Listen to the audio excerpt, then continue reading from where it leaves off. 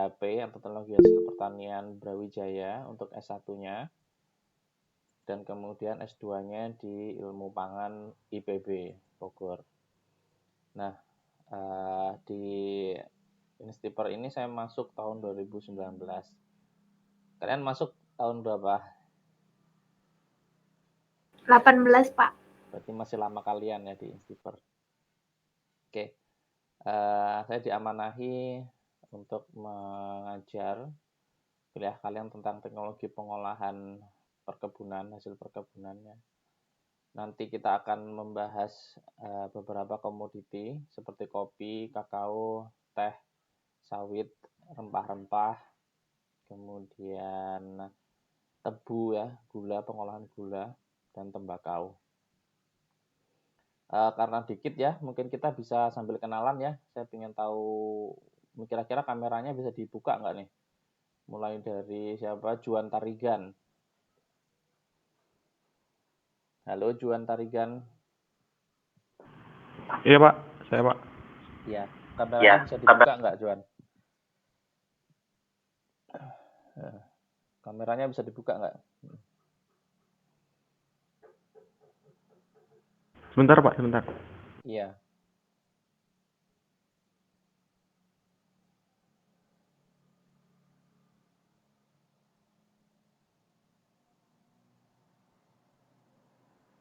Oh iya, saya belum ini ya. Asal saya dari Kediri ya, Jawa Timur. Iya, Jawa Timur. Oke, Juan. Silahkan perkenalan dulu bisa Juan. Nama, kemudian asalnya dari mana. Nama saya John Rui Tarigan, asalnya dari Medan Pak. Oke, sekarang di Jogja atau di Medan? Masih di Medan Pak posisinya. Oke, baik. Terima kasih. Kemudian Devira Wahyu Haryani. Perkenalkan, nama saya Devira Wahyu Haryani. Saya dari Wonosobo, Pak. Wonosobo. Sekarang di rumah Wonosobo atau di Jogja? Di Wonosobo, Pak. Oke, baik. Kemudian Risa. Risa dengan siapa itu? Berdua tadi.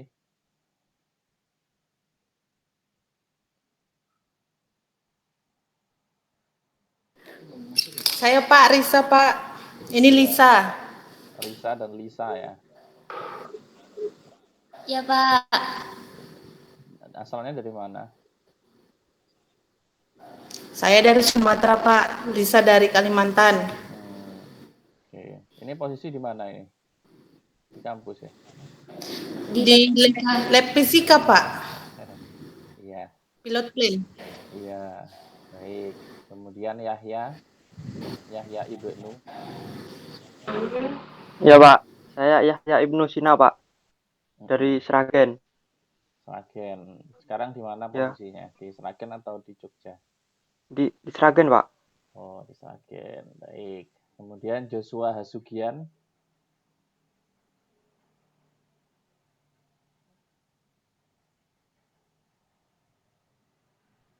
Ya, Joshua, silahkan perkenalan dulu. Aku Joshua Hasugian Pak, dari Medan. Di Medan. Sekarang di mana posisinya? Di Medan atau Jakarta Pak. Oh, di Jakarta. Iya. Rumah siapa di Jakarta? Tempat keluarga Pak. Oke, baik. Sebelumnya, sebelum saya menyampaikan materi, kita kesepakatan dulu ya. Untuk materi itu mau diupload kemana? Di Instiper Classroom atau Google Classroom? Terserah kalian, yang paling mudah di mana? Google Classroom Pak. Google Classroom aja Pak. Google ya. Baik, Ya, kalau gitu nanti saya buatkan Google Classroom. Kenapa kalau di Instiper Classroom? Lebih enakan di Google Classroom sih Pak, kalau untuk sinyal gitu, nge-submit gitu. Ini ya, Bapak berat ya kalau di Instiper Classroom? Iya Pak. Oke, baik. Saya mau share dulu presentasi saya ya.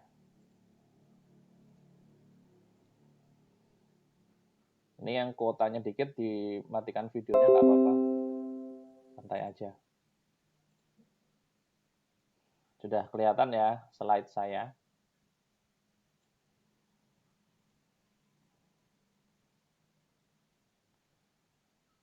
Ya. Sudah kelihatan? Halo? Bisa dijawab?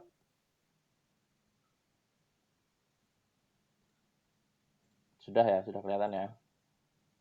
Tuh, Pak. Oke. Kelihatan, Pak. Oke. Sebelumnya kita awali dengan kontrak terlebih dahulu ya. Jadi nanti sebelum sisipan nanti tetap saya, dan setelah sisipan juga tetap saya. Ini masih bisa dinegosiasikan ya untuk kontrak perkuliahan terutama di penilaian. Saya biasanya proporsinya seperti ini, nanti 50% dari sisipan, kemudian 20% kuis 1 ya, sebelum sisipan, nanti setelah sisipan ada kuis lagi, kemudian ada tugas 1 15% dan tugas 2 15%. Nanti nilai sebelum sisipan ini dirata-rata dengan setelah sisipan. Nanti setelah sisipan kita bisa kontrak lagi, misalkan kalian lihat dari pengalaman sebelum sisipan kok ternyata persentasenya kayaknya lebih bagus, tugasnya ada yang lebih tinggi daripada kuisnya, misalkan seperti itu bisa. Nah, yang sebelum sisipan ini kita sepakati terlebih dahulu ya. Silahkan, ada masukan nggak?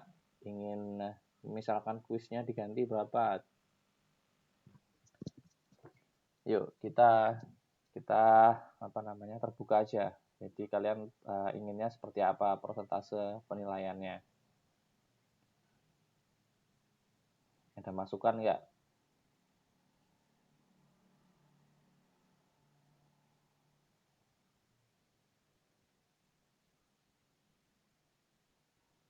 %50 sisipan, kemudian 20% kuis, terus kemudian 15% tugas pertama dan 15% tugas kedua. Atau ada yang mau tanya, ini tugasnya nanti seperti apa?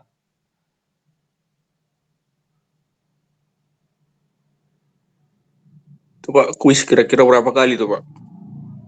Kuisnya kalau sebelum sisipan sekali, nanti setelah sisipan ada lagi sekali. Berarti itu selama sebelum sisipan tugasnya hanya 2 kali aja, Pak? Iya, sebelum sisipan tugasnya hanya 2. Terserah, mau kalian otak-atik ini tugas 1, tugas 2, persentasenya beda juga nggak apa-apa. Yang penting kita sepakati di awal. Sepakat, Pak. Yakin? Iya, Pak, sepakat, Pak. Sepakat ya. Nanti misalkan ternyata, dari pengalaman sebelum sisipan proporsinya kayaknya kurang bagus deh. Nanti setelah sisipan kita bisa ganti. Ya, nggak masalah. Oke, kalau sudah materinya, mungkin hari ini kita masuk ke pengolahan kopi terlebih dahulu ya. Sebelum nanti kemudian setelah kopi kita bahas coklat dan kemudian setelah itu teh. Nah, pengolahan kopi ya, itu terdiri dari 2 jenis pengolahan. Yang pertama adalah pengolahan primer, dan yang kedua adalah sekunder. Pengolahan primer ini dari ceri kopi ya, untuk kita peroleh atau kita kupas ya, kulit dan dagingnya, kemudian menjadi biji kopi kering. Nah, biji kopi kering itu kemudian masuk ke pengolahan sekunder, di mana di sini ada proses penyangraian atau roasting, kemudian ada proses penggilingan, kemudian ada proses penyeduhan. Nah, kopi ini kan ada macam-macam ya. Kalau dari yang populer jenisnya itu ada Robusta Arabica dan Liberica. Sehingga pengolahannya pun berbeda-beda. Di pengolahan primernya saja sudah ada 3 jenis. Yakni pengolahan basah, pengolahan kering, dan pengolahan semi basah. Untuk pengolahan basah dan semi basah ini, dia menggunakan air. Perbedaannya apa di basah dan semi basah? Pada pengolahan basah itu ada proses namanya fermentasi. Sedangkan kalau di semi basah itu tidak mengalami proses fermentasi. Nah, kalau di pengolahan kering itu dia tidak menggunakan air. Nah, nanti akan kita bahas. Jadi kopi-kopi seperti apa yang akan masuk ke pengolahan basah, kering, dan semi basah.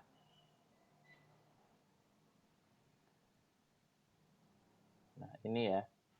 Kalau prosesnya adalah proses basah, itu biasanya dilakukan untuk kopi jenis Arabica. Mana yang diunggulkan dari Arabica ini adalah cita rasanya yang khas. Ada cita rasa asam dan ada cita rasa buah-buahan yang muncul. Sedangkan kalau Robusta itu kecenderungannya rasanya hanya pahit.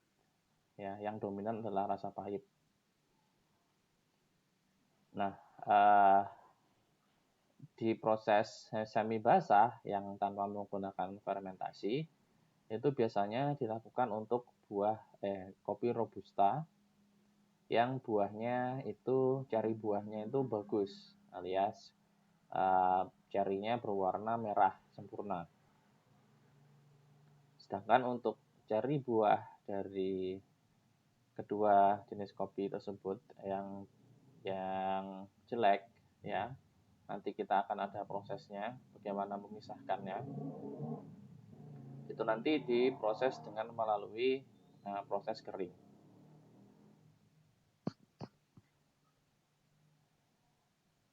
Secara umum prosesnya seperti ini. Jadi yang pertama nanti diawali dengan proses penerimaan buah. Proses penerimaan buah ini biasanya dilakukan di lantai penerimaan. Dan kemudian nanti diguyur dengan air ya. Kemudian masuk ke bagian sortasi atau pengelompokan. Kalau dia sortasi yang pertama ini secara manual, artinya dia disortasi secara penampilannya. Apakah cerinya berwarna merah, apakah cerinya masih berwarna hijau, atau ada yang oranye, ya, atau hanya merah di bagian pucuknya, sedangkan sisanya masih hijau cerinya. Kemudian setelah itu kita sortasi dengan menggunakan bak sifon, di mana di sini kita nanti akan menentukan ceri kopi yang berbangsa jenis tinggi atau yang berat, nanti akan masuk ke proses basah dan semi basah. Karena itu berarti dia cenderung bagus ceri kopinya. Sudah benar-benar waktunya pas untuk dipanen. Kemudian nanti untuk yang jelek itu akan masuk ke proses kering. Di mana proses kering ini loncat ya, langsung ke pengeringan. Kalau proses basah itu lanjut ke pulping, fermentasi, pencucian, kemudian baru pengeringan. Kalau semi basah bedanya setelah dipulping dan tidak difermentasi. Setelah dikupas ya, itu tidak difermentasi, langsung ke pencucian.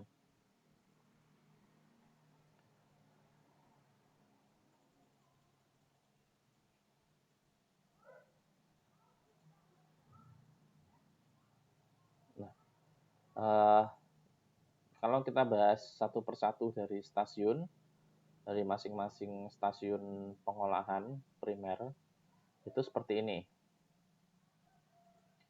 Penerimaan buah itu dilakukan di lantai penerimaan seperti ini. Jadi dari truk yang dibawa, ditimbang, kemudian dituang ke sini. Nah, itu dilakukan pada sore hari, supaya keesokan paginya itu bisa langsung diproses, tidak perlu menunggu lama. Sementara itu pada sore hari bisa dilakukan proses pengujian petik penerimaan. Jadi kita ambil sampel untuk menentukan berapa banyak persentasenya yang berwarna merah, bangcuk ya. Ini bukan bicara kotor ya, bangcuk ya. Ini maksudnya itu abang di pucuk ya. Abang di pucuk artinya merah di pucuk. Artinya sisanya warna buahnya itu masih hijau, tetapi hanya merahnya saja yang di pucuk. Kemudian yang berwarna hijau carinya, dan kemudian yang sudah terlewat matang, berwarna hitam. Nah, kemudian tadi kalau di sifon itu berdasarkan berat jenisnya, itu bisa berdasarkan ini juga pada jumlah bijinya. Ya. Kalau dia jumlah bijinya utuh, maka kecenderungannya dia pasti akan tenggelam kan? Berat jenisnya akan tinggi. Nah, kemudian kalau dia bijinya hampa sebelah, pasti kecenderungannya akan melayang atau mengapung. Apalagi kalau dia hampa, pasti dia akan mengapung. Dan kemudian juga dihitung persentase buah yang terkena hama bubuk berapa.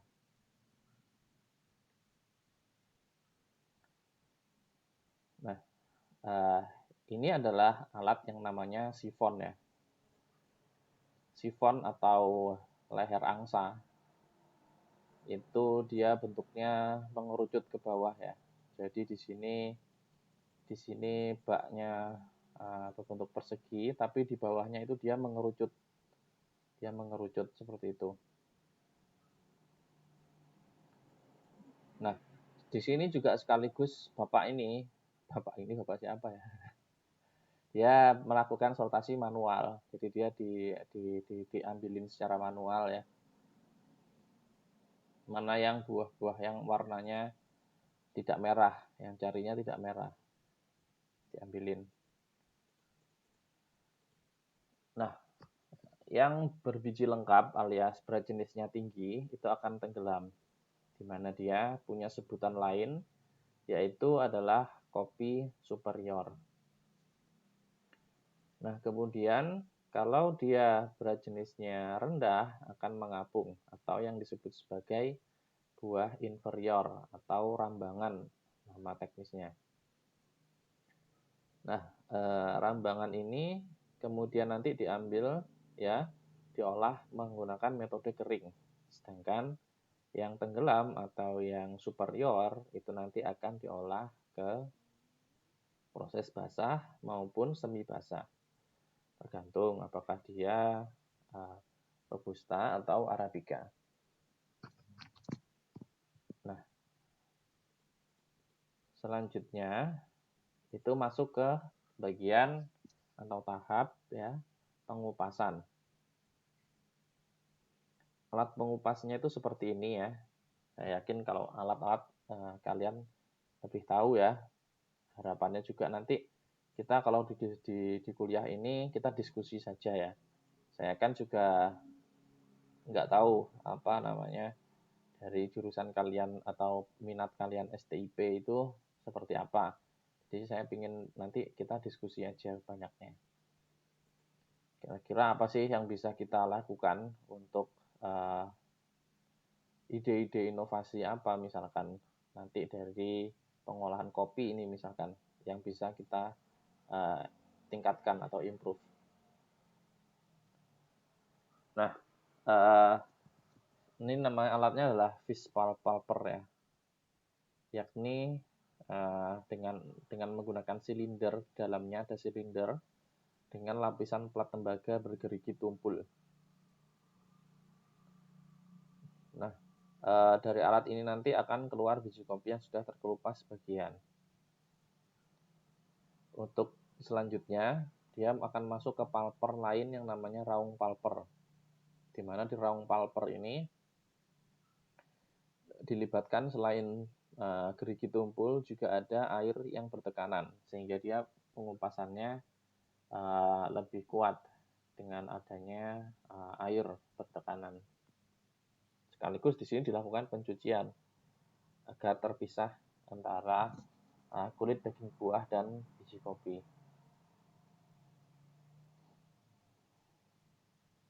Nah, setelah dikupas di proses primer ini diakhiri, ya belum diakhiri sih, Ini prosesnya adalah pengeringan.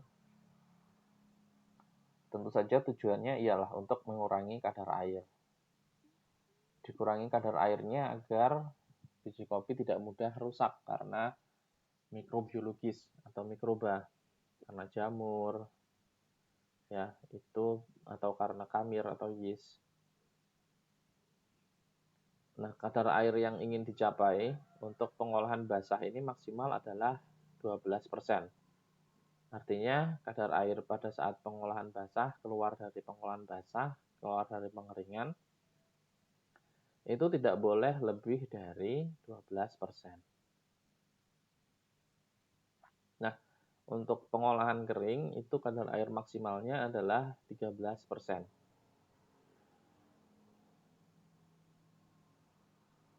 Alat pengering yang digunakan itu dinamakan mason dryer, yakni suatu alat pengering dengan menggunakan pemanas, yaitu bahan pemanas adalah udara kering yang kemudian bisa diputar silindernya.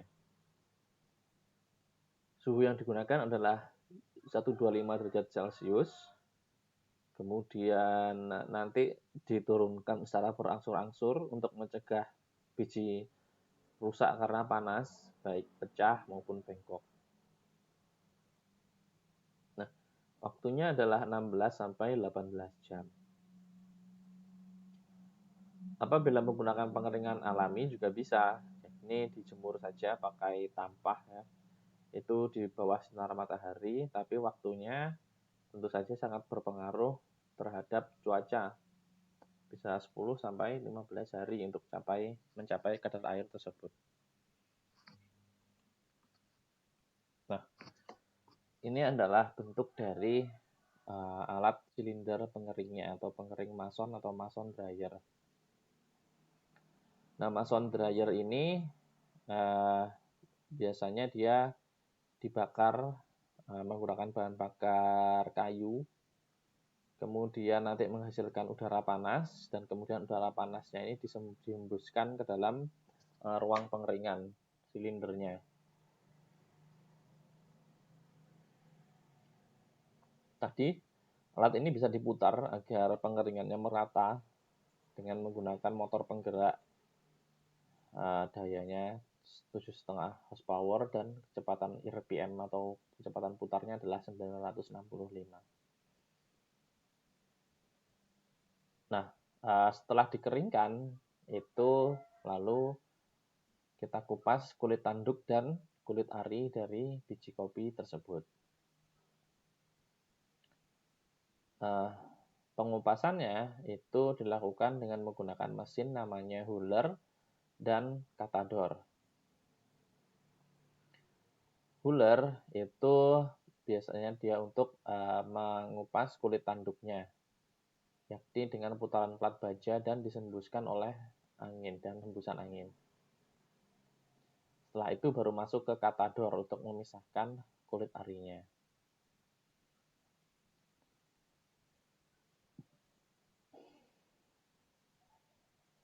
Nah, selanjutnya disortasi lagi. Kali ini kita kelompokkan dia, biji kopi tersebut, menjadi berdasarkan ukurannya, yakni ukuran L atau large ya, yang di atas 7,5 mm, atau dia medium M, tidak lolos dari 6,5 mm, dan kemudian biji small yang tidak lolos lubang 5,5 mm, dan yang paling kecil yaitu krill, ya, yakni yang lebih kecil dari 5,5 mm. Nah, kenapa kok perlu dikelompokkan seperti itu? Karena ini nanti berkaitan dengan grade atau kelas ya dari biji kopi. Kelas dari biji kopi nanti akan menentukan harga dan kemudian pasar, di mana dia nanti dijual kemana. Biasanya yang grade tinggi, yang bagus-bagus, itu dijual ke pasar Eropa. Kemudian sisanya itu dipakai di pasar Indonesia. Dan yang paling buruk itu biasanya dia digunakan untuk campuran kopi-kopi instan yang dijual di toko-toko. Nah, sortasi berdasarkan ukuran sudah, kemudian disortasi lagi. Kali ini manual dengan menggunakan tenaga kerja ibu-ibu, ya. Karena yang biasa melakukan itu ibu-ibu untuk sortasi nilai cacatnya. Jadi nilai cacat nanti kita akan lihat di tabel berikut di slide berikutnya. Itu ditentukan atau menentukan ya grade dari kopi, biji kopi. Selain itu kotoran-kotoran yang lain seperti serpihan daun yang masih terikut ya, kulit kopi, kayu, itu juga harus dipisahkan. Sortasi nilai cacat ini dilakukan dalam 2 tahap. Yang tahap pertama itu menggunakan tampi atau tampah atau tempeh ya. Itu nanti digoyang-goyangkan, kemudian sisa-sisa kulit ranting kotoran itu nanti kan akan mengumpul ya, kemudian dibuang. Nah, yang menarik adalah di tahap kedua ini, karena ini dibutuhkan kebiasaan ya. Jadi kalau sudah biasa dia akan sangat cepat melakukan sortasi tahap kedua ini. Di mana dia nanti di dalam satu meja, dituang di meja, ada 4 orang yang tugasnya menilai atau memilah-milah nilai cacatnya. Nah, nilai cacat itu seperti apa? Nanti menentukan kategori mutu atau grade-nya itu seperti ini. Misalkan mutu 1 itu nanti ketika ditotal nilai cacatnya itu tidak sampai lebih dari 11. Kalau mutu 2 itu nilai cacatnya itu 12 sampai 25. Kalau mutu 3 itu 26 sampai 44. Kemudian mutu 4 itu ada A dan B. 4A itu nilai cacatnya 45 sampai 60. Kemudian 4B itu 61 sampai 80. Kalau mutu 5 itu nilai cacatnya 81 sampai 150. Dan mutu 6 atau yang paling buruk ya, yang nilai cacatnya paling banyak yaitu 151 sampai 225. Nah, gimana cara menghitung nilai cacat itu? Nah, ada di slide berikutnya ini. Nah, ini butuh pengalaman atau keterampilan ya, supaya cepat. Jadi, misalkan dia adalah biji kopi yang memiliki warna hitam atau bijinya hitam. Maka dia masuk jenis cacat 1 biji hitam, di mana nilai cacatnya adalah 1. Nanti kalau untuk ketemu lagi, ada biji hitam, berarti ditambah 1 lagi. Definisinya biji hitam itu apa? Ada di sebelah kanan. Yakni biji kopi yang setengah bagiannya atau lebih dari setengah bagiannya itu berwarna hitam baik yang mengkilap maupun keriput. Lagi, kalau 1 biji hitam sebagian itu nilai cacatnya setengah. Artinya apa? Artinya biji hitam sebagian adalah biji kopi yang kurang dari setengah berwarna hitam. Dan seterusnya. Kalau ditemukan pengotor, itu nilai cacatnya lebih tinggi lagi. Misalkan di nomor 18 ya. Itu ada 1 ranting atau tanah atau batu yang ukurannya besar, itu nilai cacatnya bisa sampai 5.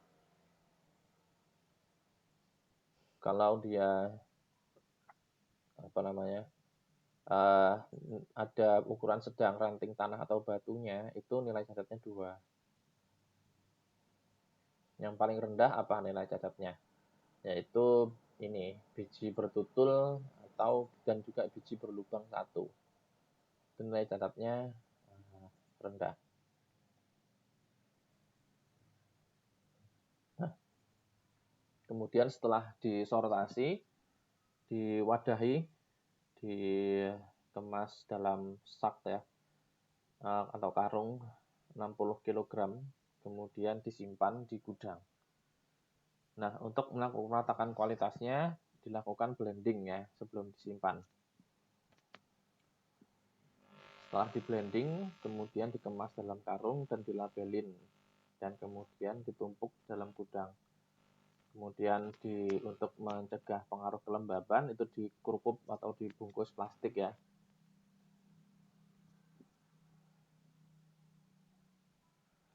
Nah, gudang itu biasanya dipakai palet untuk menyimpan karung-karungnya. Ditaruh palet kayu setinggi 10 cm. Gudang juga tidak boleh bebas dari tidak boleh ada hama penyakit tikus ya. Kemudian suhu gudang itu mencapai 20 sampai 25 untuk optimumnya mencegah keberadaan mikroba. Kemudian ventilasi atau udara itu harus mengalir dengan baik di dalam gudang tersebut.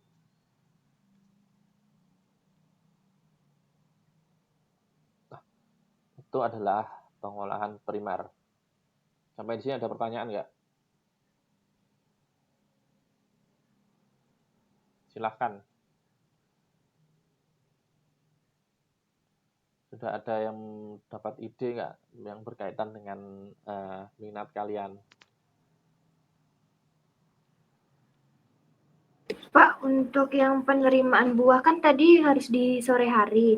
Nah, kalau misalnya itu dia kalau misalnya di siang atau di pagi hari gitu, dia mempengaruhi kualitas dari kopinya nggak sih, Pak? Karena mungkin disimpan terlalu lama kayak gitu. Iya, pertanyaan bagus ya. Jadi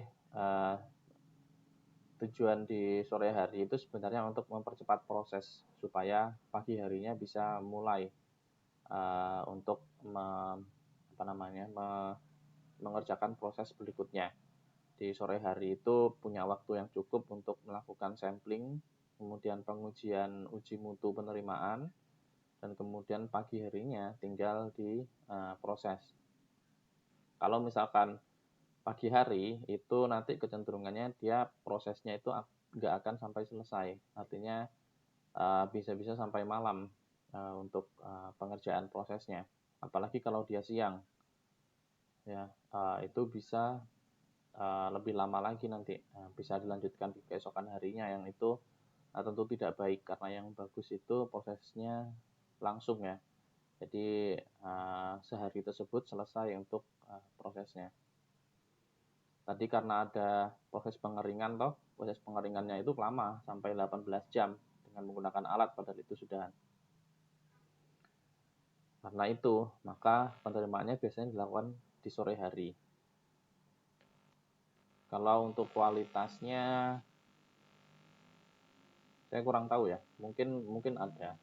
Coba nanti saya pelajari lagi. Apakah ada pengaruh terhadap kualitas dari buah kopi atau jari kopi yang diterima atau tidak. Gitu mungkin Devira.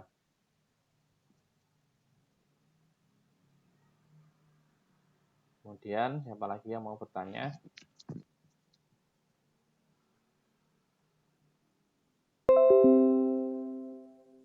Lanjut ya, bisa dilanjut ya. Oke. Ya, Pak. Ya. Selanjutnya adalah proses sekunder, yakni setelah biji kopi kering, kemudian di roasting, kemudian di tempering, blending, grinding, dan packaging. Nah, roasting, ini menarik. Saya itu kalau roasting itu kan dia sangat berkaitan erat dengan tingkat sangrai yang diinginkan dan buahnya, biji kopinya. Biasanya biji kopi ini, yang ini dia keluar flavornya itu di tingkat sangrai ringan misalkan, atau di tingkat sangrai medium atau sampai gelap. Nah, di mesin sangrai, saya nggak tahu ya yang terbaru itu sudah seperti apa. Tapi mungkin kalau kalian karena ini STIP ya kalian ya minatnya ya. Itu saya punya pemikiran kalau misalkan di alat sangrai tersebut itu sudah ada informasi, artinya ketika kita memasukkan biji kopi tertentu itu sudah ada settingannya. Artinya kita tinggal pilih, oh biji kopi ini. Nanti akan langsung sangrainya itu menyesuaikan prosesnya lama dan suhunya. Nah itu saya nggak tahu apakah sudah ada atau belum. Kalau belum mungkin akan jadi menarik ya, karena akan sangat mempercepat prosesnya. Tidak perlu mencari-cari lagi ya. Ya artinya tetap kalau biji kopi, kalau ingin riset ya tetap dicari-cari juga tingkat sangrainya seperti apa yang bagus di cita rasa dan waktunya.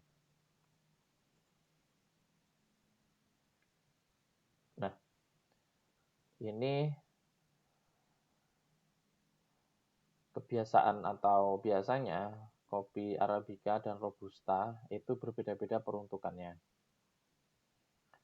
Kalau Arabica itu biasanya dia disangrai kemudian jadi bubuk yang premium ya, atau disangrai jadi biji kopi kemudian dijual.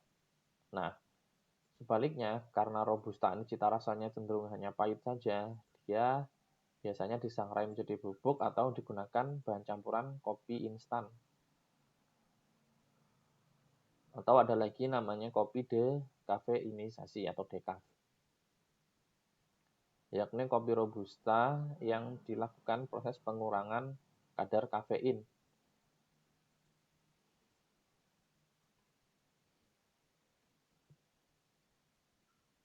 Kok sudah? Oh, padahal ini masih ada. Nah, ya langsung ini aja deh. Nah,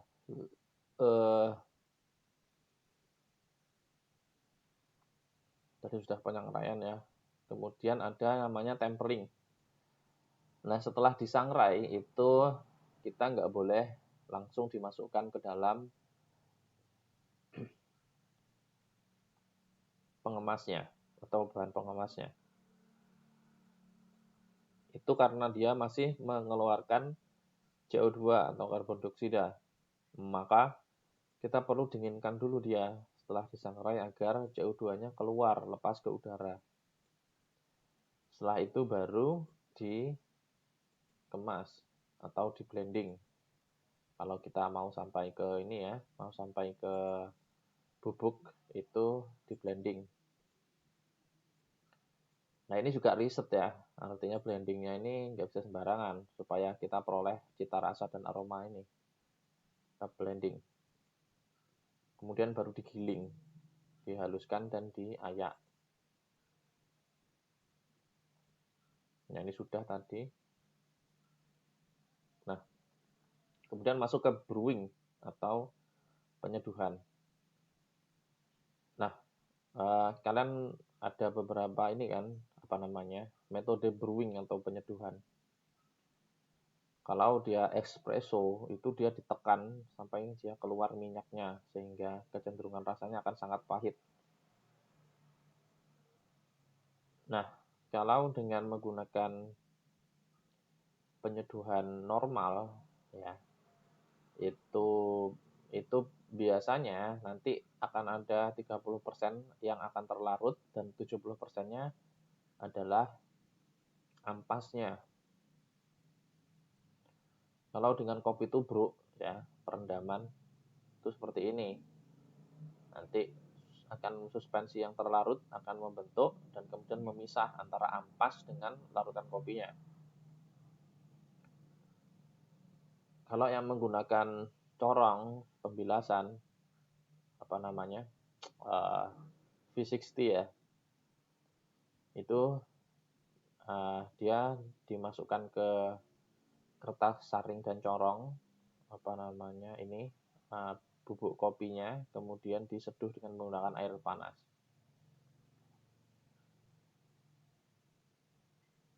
Nah, ada beberapa faktor yang menentukan efektivitas dari pelarutan, yakni suhu pelarut, kemudian tekanan, ada waktu, dan kemudian ukuran dari partikel bubuknya.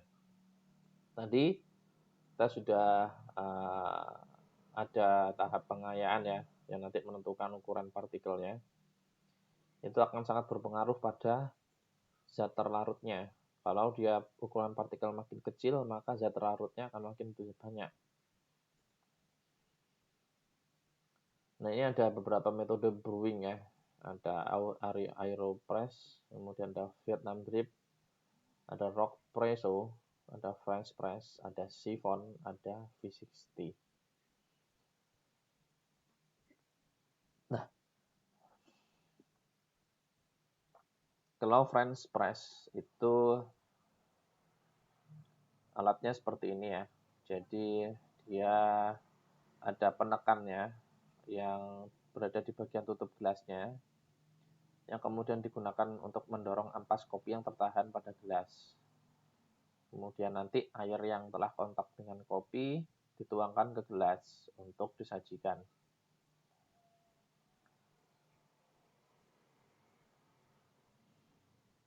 Nah, masing-masing metode itu menghasilkan rasa yang berbeda-beda ya. Karena ada pengaruh faktor-faktor tekanan, ada waktu ya. Seperti ini, kalau dengan French Press ini rasa yang menonjol itu adalah body atau kekentalan yang tinggi, kemudian rasa yang lebih pahit dan rasa yang tidak asam. Nah, kalau metode V60 atau pour over itu kalian mungkin sudah sering tahu ya. Pakai tadi corong dan kertas saring yang di dalamnya di bawahnya ada gelas atau wadah.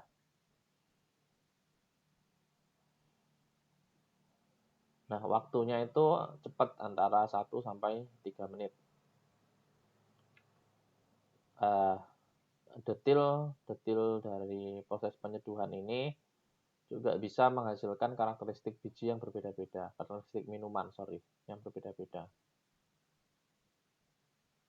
Nah, kemudian ada yang namanya Aeropress, yakni dengan menggunakan 2 tabung yang ditumpuk, yang satu sebagai penekan, ya, yang kemudian yang satu untuk menahan tekanan. Ini jarang juga. Vietnam Drip juga sering, yang biasa untuk kopi susu ini ya.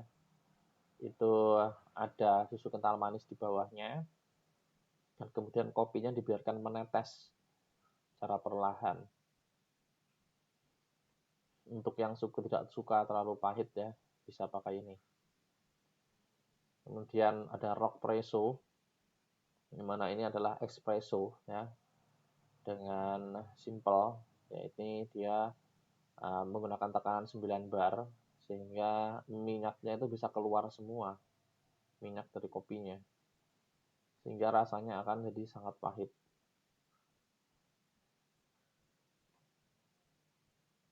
Nah, kemudian ada yang namanya proses instanisasi kopi, atau proses pengolahan kopi instan. Kopi instan ini berbeda, jadi dia sudah dimasak terlebih dahulu, kemudian dibalik prosesnya, dievaporasi dan di freeze dryer atau spray dryer atau pengering semprot untuk jadi bubuk instan, sehingga dia akan lebih mudah larut dalam air yang tidak panas. Nah, kalau dekafeinisasi itu seperti ini. Kita serap kafeinnya dengan menggunakan karbon aktif, dan kemudian baru di reabsorpsi senyawa cita rasa kopinya. Nah, ini saya bahas minggu depan ya, sekaligus kita nanti diskusi. Pertama mungkin minggu depan kita awali dengan diskusi sebelum masuk ke komoditas berikutnya. Oke, mungkin sekian ya untuk kuliah hari ini. Sudah presensi semua? Sudah ya, oke. Terima kasih. Selamat siang. Assalamualaikum warahmatullahi wabarakatuh. Makasih Pak. Selamat siang. Siang, Pak.